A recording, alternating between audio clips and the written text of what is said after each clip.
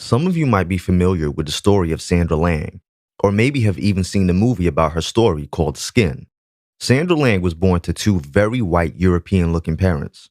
However, Sandra looked anything but white. She looked biracial, and to some people, she looks like a light brown-skinned black woman. I can hear some of you in the comment sections already screaming, "The mother clearly cheated, that's not her father."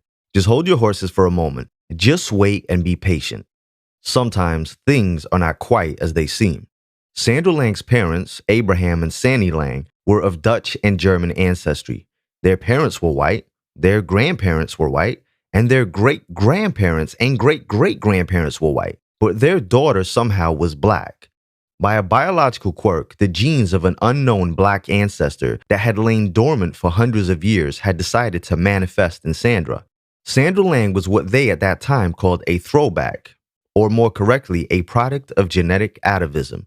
The dictionary's definition of atavism is a tendency to revert to something ancient or ancestral, or in regards to biology, a reoccurrence of traits of an ancestor in a subsequent generation. Atavisms are traits of distant ancestors that pop up or reappear when you least expect them. In order for the trait to be considered an atavism, the child's parents can't have the trait, and neither can recent ancestors. So the parents have to look white or be white. We're talking less than a few % of African DNA, and sometimes even less than that. So it can't be a result of a quarter black or eighth black parent or something like that. It has to be a lot more distant. People born with atavistic traits can range in phenotype. Some may simply have some curly hair and slightly tanned skin, while others range all the way to appearing half black or completely full black or of African descent, whichever term you prefer. In the book Suddenly and Shockingly Black by J. Michael Duvall, he states, in Lola Leroy, the heroine warns the white Dr. Gresham, her first suitor, that should they marry and procreate, her race could be revealed by an unmistakably black child, an undeniable throwback to a black racial past. Such a child would result from the supposed process of atavism, in Latin, a great-grandfather's grandfather. Submerged racial features were believed to skip generations only to recur farther down the family line, rupturing a smooth hereditary narrative of blending and exposing the parents' true race, always black and never white. So to paraphrase, atavism is when an ancestral genetic trait reappears after a very long period of time. For example, two white parents give birth to a child that looks black, without infidelity and without cheating. In regards to Sandra Lang, genetic throwbacks or atavisms were not unheard of, but if there was ever a wrong place and wrong time for this phenomenon, it was apartheid South Africa. After a blood typing test for paternity, it was proven that her white father was indeed her biological father. It is believed that her parents shared as little as 5% Khoisan African DNA. I would definitely recommend that you check out the movie Skin to get an understanding of what Sandra Lang went through during this time in South Africa. But this video isn't about Sandra. I just wanted to give you guys an explanation and a different example first. This video is about Anthony Lennon. As you can see, Anthony Lennon looks biracial. If he told you he was white and had white parents and white grandparents, you'd probably think he was pulling your leg. What kind of self-hatred is this? Some of you may not have heard of him, and some of you may have, but I thought it was a very interesting story, which shows the power of genetics. In November 2018, Anthony was accused of being a white man pretending to live his life as a black man. He was accused of pulling a Rachel Dolezal. All of his life, people assumed Anthony was half black. He even received racial hatred and was attacked for the way he looked. His own father accused his mother of cheating on him with a black man. But in November 2018, Anthony received a text message from a journalist asking for his comments on a story that the Sunday Times were about to publish on Anthony himself, claiming that he had scammed a program out of funding by pretending to be black. The story was about Anthony being accused of getting his job as the artistic theater director for Black, Asian, and minority ethnic groups. Anthony Lennon had been awarded an 18-month residency with Talawa, Britain's best-known black-led theater company. The journalist said, "It does seem striking that neither the ADLP nor the Talawa has ever made clear that you are indeed a white man."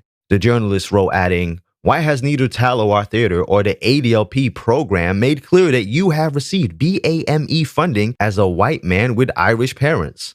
It was true. His parents were white, but Anthony states that this was not a secret. He says he never hid this from anyone and he was always upfront about this fact. He stated that he believed he had African heritage. In Anthony's words, he had always been treated by people as mixed race, and so identified as a person of mixed heritage based on the way he looked. He didn't think he had to answer to anything. The company Talawa knew about him looking the way he did while having white parents. 2 days later, the Sunday Times published a story accusing Anthony Lennon of passing as black. A theater director who has won funds meant for people of color has admitted his parents and grandparents were all white, was the headline. The article compared Anthony to Rachel Dolezal. Anthony Lennon was portrayed as a con man who had cheated his way to the top at the expense of black people.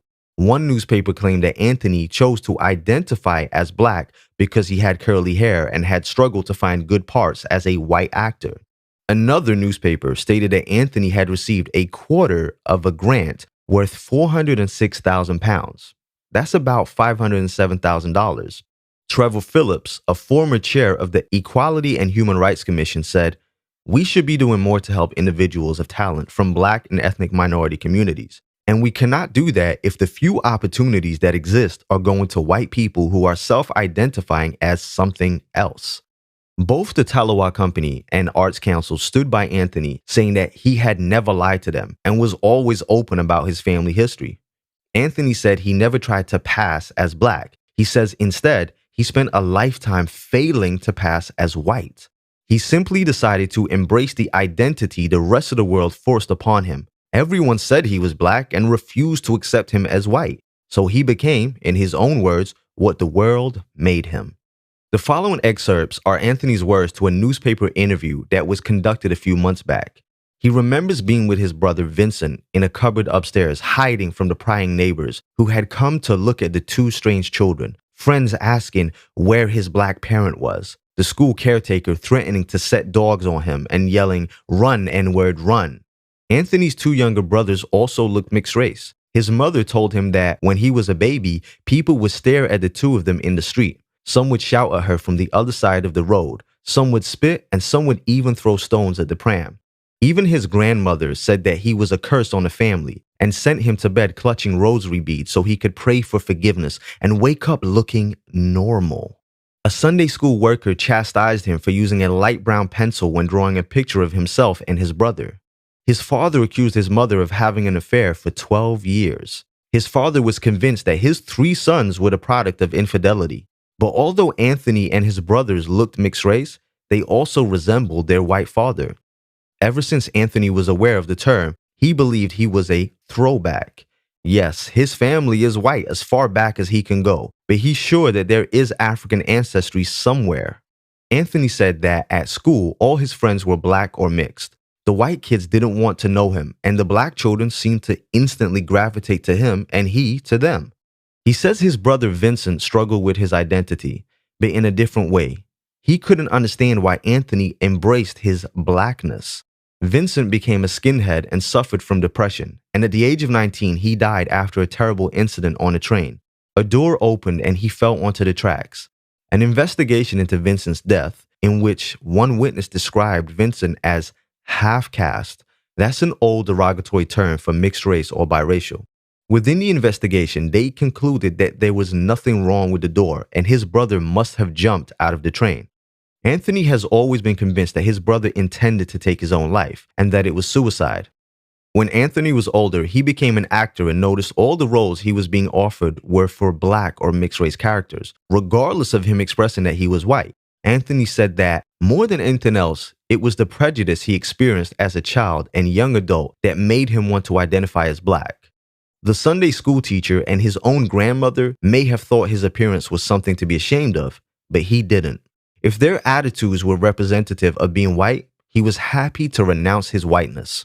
In 1990, Anthony appeared in a TV play called Chilling Out. It was an exploration of race, class, and identity, in which 7 young actors talk about the experience and spirit of being black in the United Kingdom. When Anthony was asked about his backstory, he said he was from Ireland. The other actors started to nod their head approvingly and asked which island, assuming he was from the West Indies. He looks at them and says, "No, I mean Ireland," and goes to explain that both his parents are white. The rest of the cast looked at him astonished and said that he must be in denial about his blackness, and then they started to make jokes about his mother and the black milkman. After telling his fellow actors that he was simply a white man that looked black, the other actors asked if he was in denial. Is race an objective truth or a construct based on what others see in you and what you see in the mirror? When Anthony is asked how he himself identifies, he says when he's alone in his bedroom, looking in the mirror, thinking about stuff he's written down, thinking about his past, relationship-wise, pictures on the wall, he thinks and sees a black man. He says it's confusing to him also. He sees what he looks like, but then is confused by his actual DNA. Before Anthony's father died in 1999, he said to Anthony, "As far as I'm concerned, you're white, and I think you've got an identity problem." Recently, Anthony decided to take an ancestry DNA test. The results showed his genetic makeup, country by country: 46% Irish and Scottish, 22% from England, Wales, and Northwestern Europe, but then there was 32% which was from West Africa.